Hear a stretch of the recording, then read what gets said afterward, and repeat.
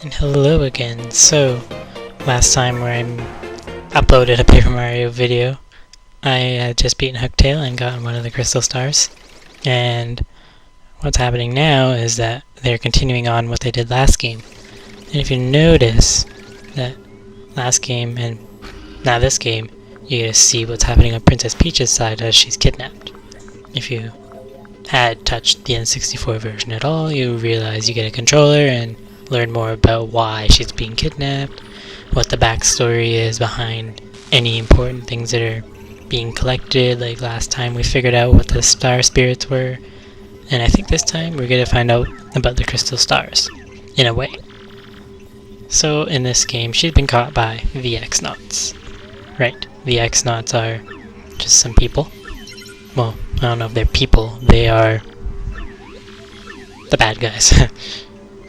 And as soon as, we witness this scene, Grotus, the leader of the X-Nauts, gets reminded, oh my god, there's a guy who's getting the crystal stars. And they are describing a guy with a red hat and blue overalls. Who else do we know that has a red hat and blue overalls?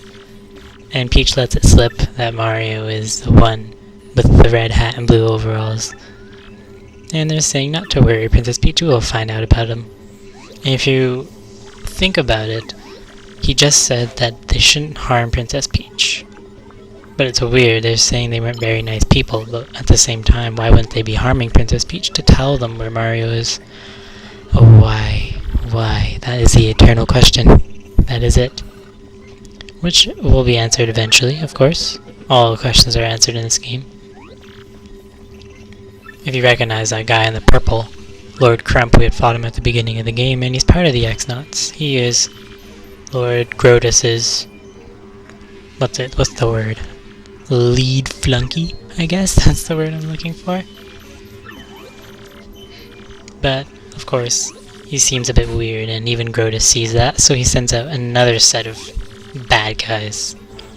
And if you keep watching, they just pop out of nowhere. These people are the Shadow Sirens, and they're supposed to be big and scary because they have the word shadow in their name, and they seem to know everything. But then we find out they already messed up once, and we haven't even seen them before, so maybe in the same boat as Grotus. Not Grotus.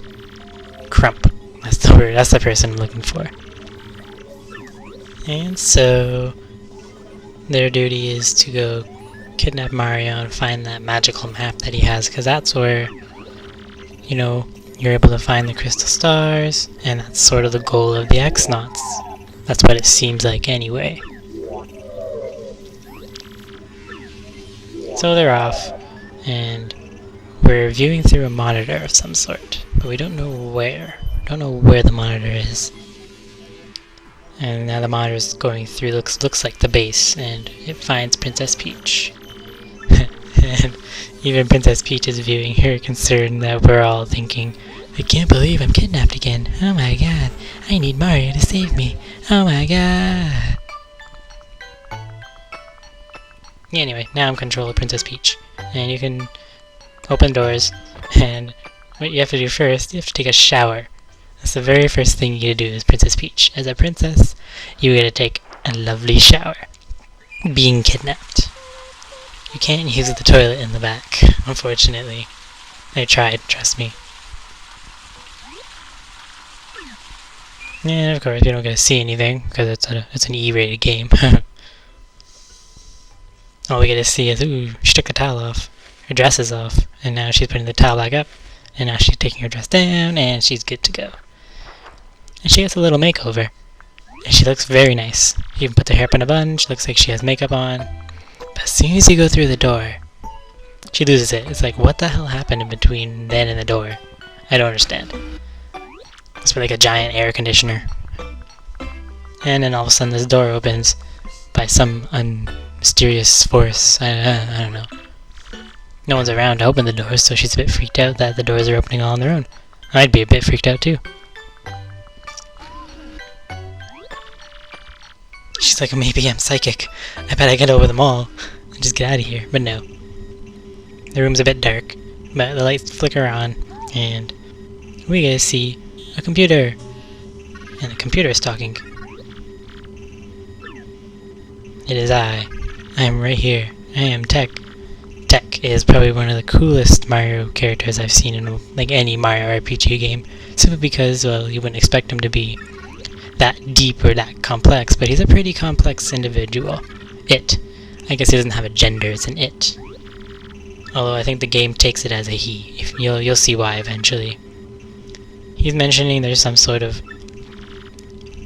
deviation in his programming when he looked, quote unquote, looked at Princess Peach earlier. So maybe he was the one that we saw, viewing Princess Peach in Grotus's room and then viewing around the base. So yeah, Princess Peach is starting to catch on pretty quick. No, and she's like, no, you're just a computer. You don't. That's just weird, indeed.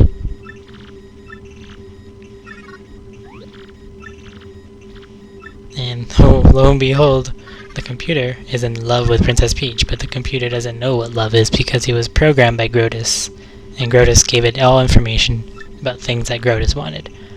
But Tech has evolved and he wants to know everything, so he wants to know, what is love?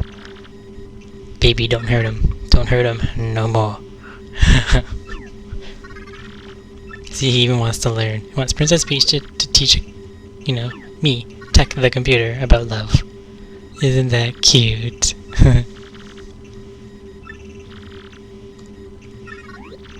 And she's associating the computer with ex-jerks, ex-knots.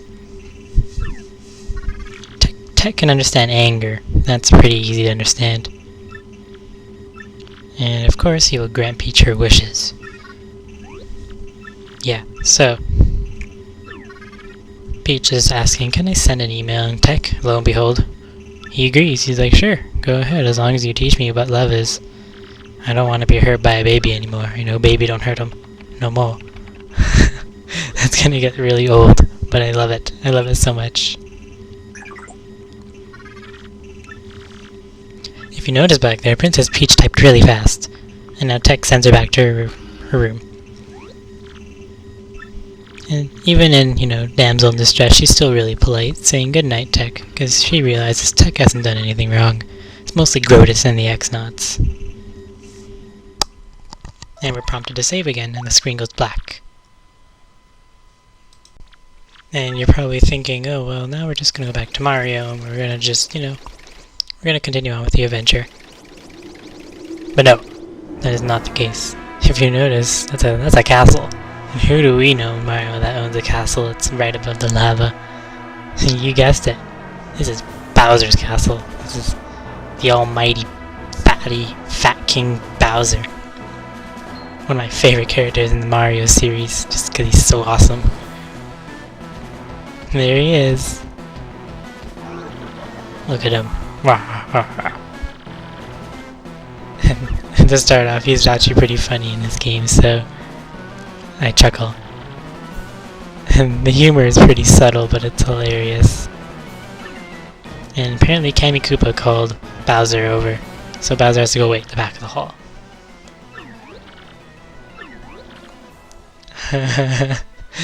You're supposed to be talking to him from the other side, so they didn't really correct the dialogue for when you were on the other side. You're supposed to be behind the hammer bro that jumped.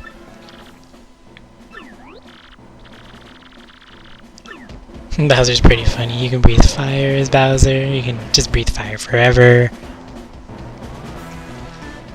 And I'm just talking to them just to figure out what they say. Hey, Lord Bowser. Hey, Lord Bowser. Move to the rear of the hall. I'm basically there, but so I stand here. And the weird thing was, now Kammy Koopa enters through the door. Hello, Lord Bowser. Now I have to come talk to you over at the end of the hall. And apparently some time has passed, and it's Kammy Koopa's all tired, and it's like, why didn't you just wait by the door for her? You knew she was going to be coming through the door. And first of all, Kammy Koopa starts telling Mario, starts reporting to Bowser, that Mario is off doing things, and getting treasure, and Bowser gets all jealous. And oh my god, I want the treasure. And another weird thing is, that that even amidst like the evil doings, that Kamikoopa still wants to do like normal things, right?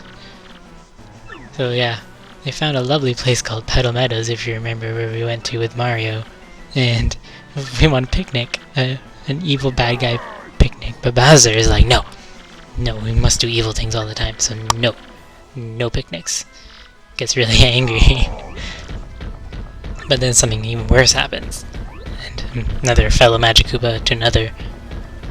Kamikoopa's like, oh no, terrible news, and this pushes Bowser over the edge. That someone else has kidnapped Princess Peach. The one thing that Bowser always does. Bowser's now getting kind of peed off, saying, oh my god, I need to find whoever does this. No one is allowed to do that except me. Rawr. Look how angry he gets. Shoves Kamikoopa to the side. Gets in his clown mobile. And what's he gonna do? No, and he's just gonna break his castle walls. You know, now there's a big gaping hole in his castle wall, and now what? Now what's gonna happen? Kamikoopa follows, and the minions are left repairing the castle. Bowser being lazy and fat. It's awesome. And we are required to save again. The screen goes black once more. Now you're probably thinking, oh, maybe there's another character we get to control. But no, that's not the case. We are back with Mario.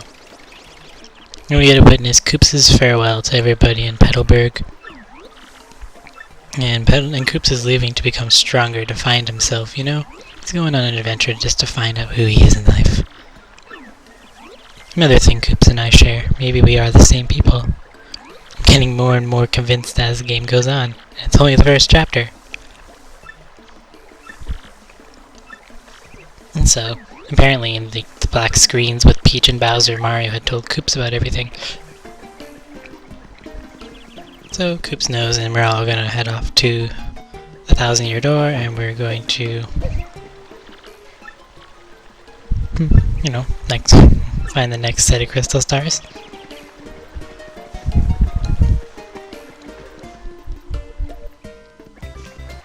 And so, we're just gonna continue off on this path. But wait, we get an email. Who's it from? If you recognize the tune, who else would it be besides, you know, Princess Peach, my dearest Mario. I sent this letter. I'm Princess Peach. I don't know where I am. I'm unharmed. You know, I'm worried about you. They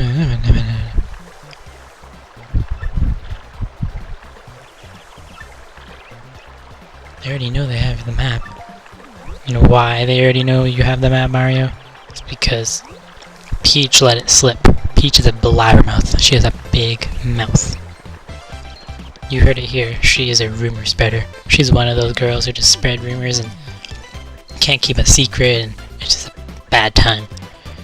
She's probably like the Regina George of her high school when she was in high school. I can see it now. But she's a really mean girl. Really mean. So we're finally heading back into the sewers, but not bother saving right now since nothing really happened besides some dialogue. There's no immediate danger either. Oh, and now, since we have the paper ability, crap. So stupid. You can't even, you have to go all the way across these stupid platforms again. You can have a little controller fail and it's just the end of the world.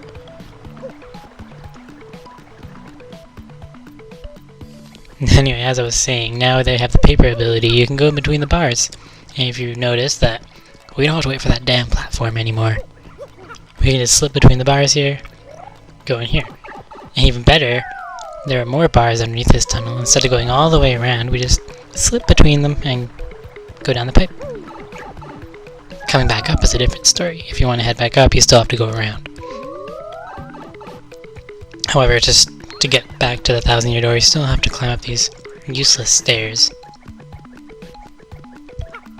Up we go, blah blah blah. And you still have to turn to a plane, just because, you know, that's where the 1,000-Year Door is. And enter 1,000-Year Door again. This time we have a crystal star. Also, I'm just checking up here, since I can slip through the bars one more time. And we're heading off to the other side. which we couldn't have accessed before.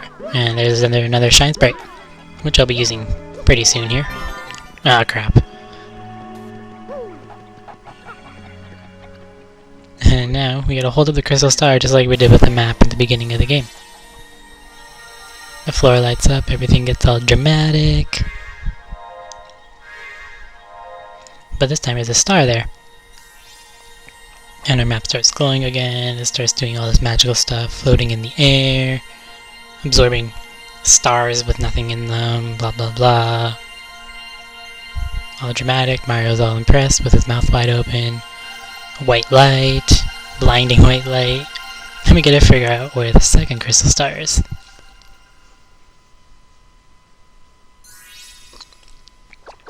And the map details itself again, and there's a big tree, and green, the second crystal star is there. Looks like emerald. The first star looked like a topaz, so that's like an emerald. They're all named after a certain jewel.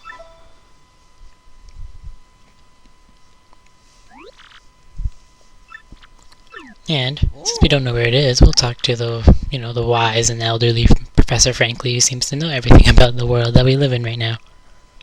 He has the answers, but not all of them. He has answers to those useless questions. You know, like, why do ducks float in the water, and why does the wind lift up leaves and swirl them around, etc., etc. If you notice that little creature he was describing, there's a creature like that. Like when we first entered, back a couple videos ago, when we first tried to find the 1,000-year door, there's one of those guys with a little green bobbler on its head. So, we gotta find that little guy, and if we find that little guy, we'll find the way to the crystal star. Yeah. First things first. It's Luigi. To me, Luigi. And apparently he's an adventure too, but I don't want to hear about it. I'm not gonna bother. Basically, the underlying story is he's on an adventure. Things get pretty crazy. He lies a lot because he wants to what's the word? He wants to one-up his brother, essentially, because he's always jealous of all the adventures. Anyway, this hut here, this is what I was talking about with your Shine Sprites, you can upgrade your partners. I'm gonna upgrade Gumbella first, since she can do more damage. She does an extra point of damage with her head bonk, but she does it twice, so she does 4 damage. Whereas Koops would only upgrade to 3 damage. And plus Gumbella learns multi-bonk, which is amazing. Which she could keep head bonking people until she stops. And we can go now. She also has 20 HP. Their HP gets upgraded and their attack power. Before we head off back into the sewers, I'm going to go save. Yes, it's very needed. A lot happened, a lot of talking, I don't want to bother skipping, and I upgraded some partners. So we're heading out back into the sewers now. Which was this way. I'm just jumping because I want to jump. Jump for joy, you know? Exciting. Exciting moment.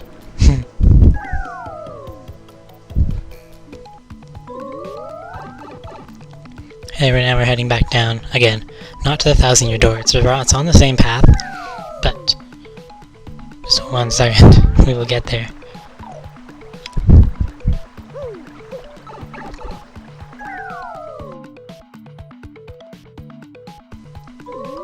If you recall, just to the right here, there's the guy, there's one of them. See? There's one of the creatures Professor Franklin was describing. Go after him, and now we can slip through these bars.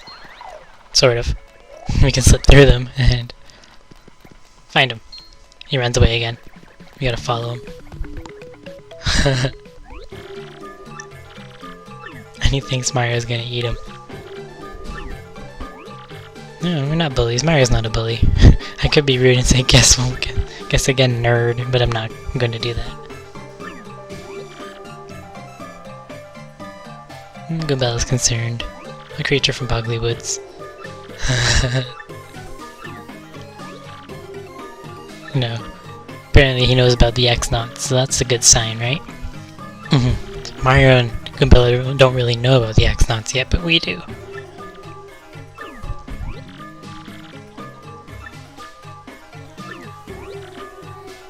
And apparently it was a crystal star. So that's sort of the incentive to go help little Punio. I think his name is Punio. So we're gonna help him because we want a crystal star. And it's better if we get it, the crystal star, before the X-Nauts do. So yeah, his name is Punio. There's a switch over on the other side. We can't really fit through the little crack, so he's gonna go through. He's gonna hit a switch or something, and yeah. There we go. Secret entrance. But if you saw a badge back there, you saw a badge on that ledge, well, you just head left through the little entry, and there's our badge. It's a useful badge, which I'll go over next time, I guess, because I'm ending the video right here. Because then through this pipe is chapter 2. So until next time.